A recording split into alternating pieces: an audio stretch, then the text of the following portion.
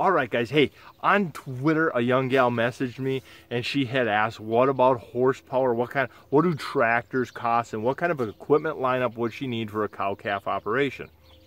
Well, there's a whole lot that goes into that. Is your seasons and how you're going to run them acres. Are you going to run with pasture mixes, or are you just going to let your native grasses grow and late fall be burnt up to where you're already supplementing hay? So there's a lot that goes into it. If you're going to be managing your acres, if that's all you're doing, no row cropping, you're just going to be a beef gal.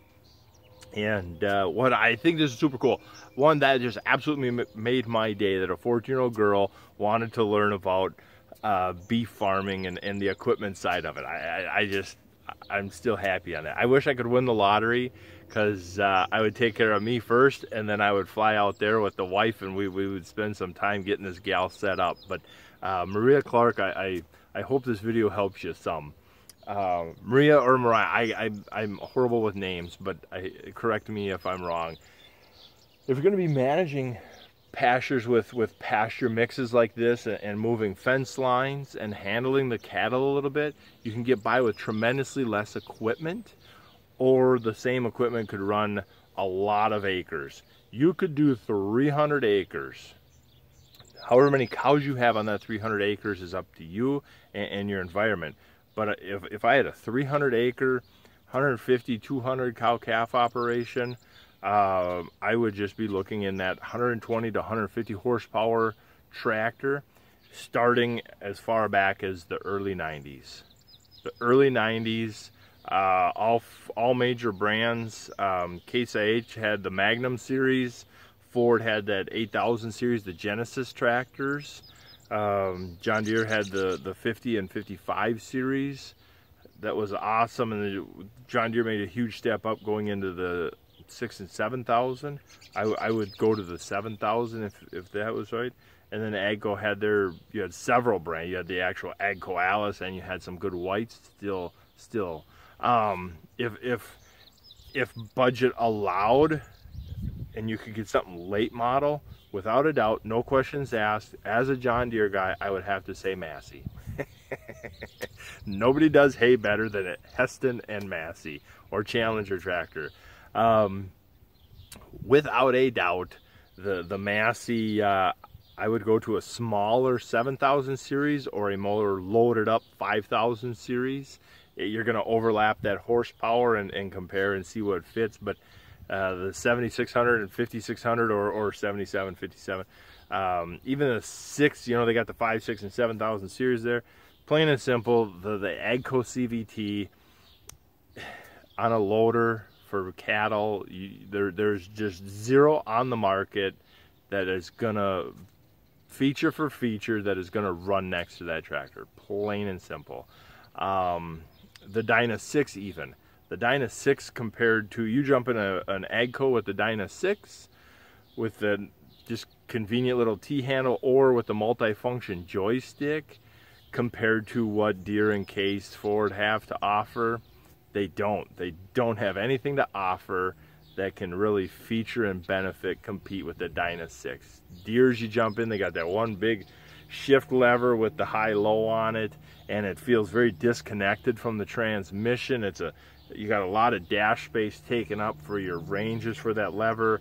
It's, as a Deere guy, I used to just daydream about a late model Deere, and then now that we're starting to get around these AGCO tractors, I kind of cry sometimes at night because I'm in such emotional turmoil, as facts are leading, specifications are leading me that the AGCO is a better tractor, but my heart is just like, oh, I'm gonna move away from John Deere. But yeah, I would keep it simple. I would keep it simple. That 120 to 150 horsepower will run pretty much every piece of hay equipment out there. There's a great market. Every manufacturer, Mahindra is even creeping their way up into that market. But you have everything from Kubota to John Deere. I mean, you just have a ton of tractors out there. You just have to go with what your local dealer has. Cost, you're going to be anywhere from 20 grand for a 1985 two-wheel drive 4450 that's still in decent shape, which would serve you a lot of years, to 100 grand on a late model front wheel cab loader tractor. I would just have a nice tractor, a good hay mower, a good baler, and a good rake, and a good side-by-side utility vehicle for moving fencing. That is going to be your main machine.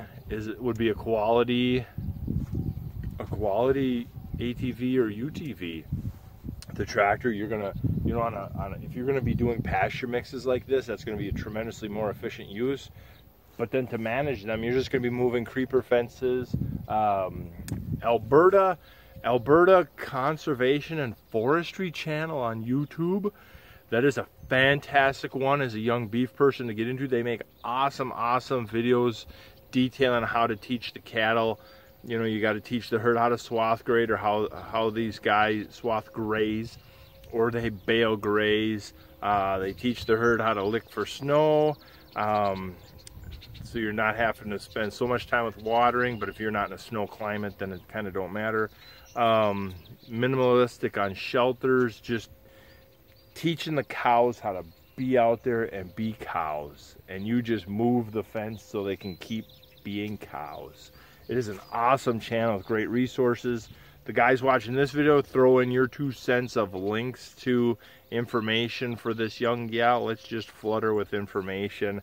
But that little horsepower tractor would last a lot of years. You could run you could easily, with a 130 horsepower late model front wheel tractor, you could run 500 acres pretty easy with a cow-calf operation, depending on how many acres you have for pasture versus what you need to put up for hay.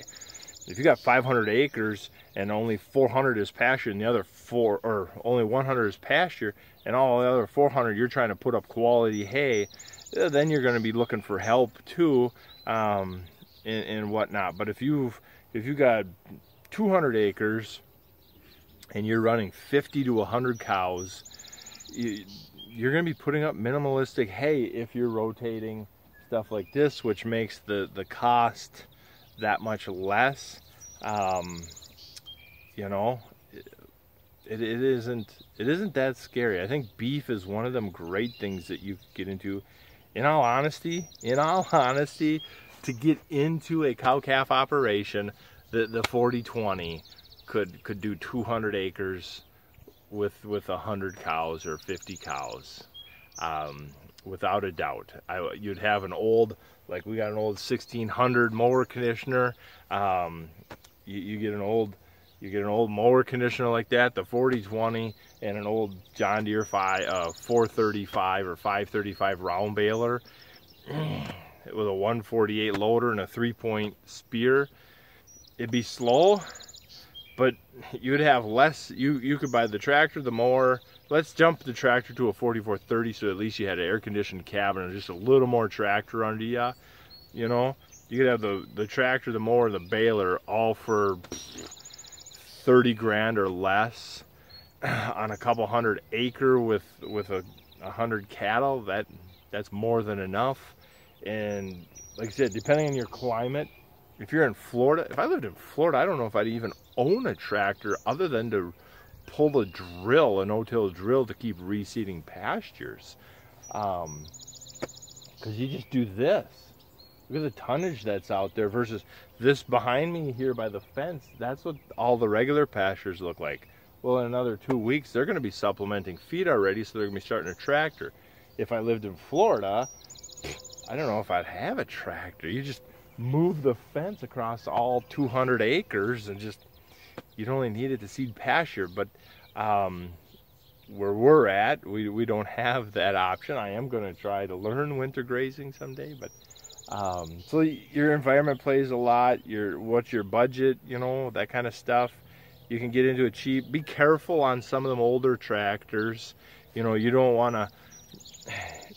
to get too old, because our part's going to be available. Is somebody going to be able to fix it? And I think that's two pretty big things. Can you get parts, and can you get it fixed? And so that's going to kind of lead you to at least the mid 80s to early 90s would be the oldest you'd really want to go, unless you knew the person and you knew the piece of equipment. That's going to keep you somewhat into a more reliable era of equipment, it don't take much money. You can buy old hydro swing mowers cheap. You can get that thing like Farming and 4G has.